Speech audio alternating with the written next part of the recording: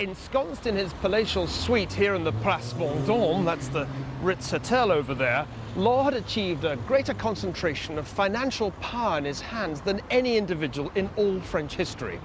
As Controller General of French Finances, he was literally in charge of the collection of all France's indirect taxes, the entire French national debt, the 26 mints that produced the country's gold and silver coinage, the Company of the Indies, better known as the Mississippi Company, which had a monopoly on the import of tobacco, all of France's trade with Africa and Asia, and the Louisiana colony, which covered around a quarter of what is today the United States.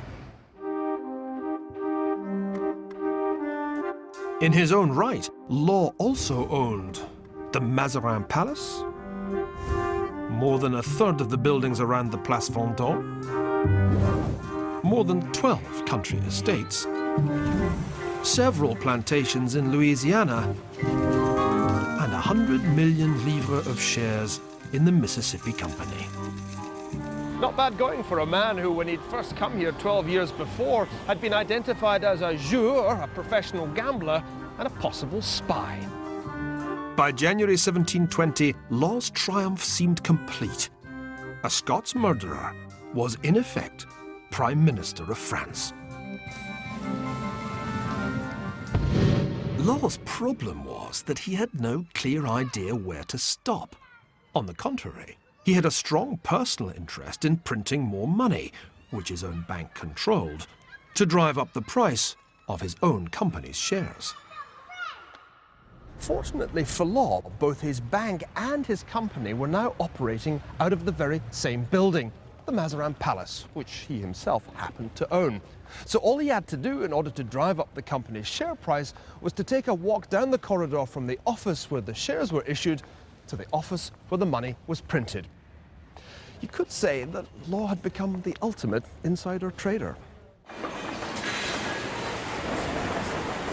At root, Law's system was what we nowadays call a Ponzi scheme, after the legendary Italian-American con man Charles Ponzi. To pay out the generous returns it's promised to the first lot of suckers, a Ponzi scheme needs to take in more money from the next lot of suckers. In John Law's scheme, the acquisitions of other companies and the generous dividends Law paid were financed not from company profits, but simply by selling new shares.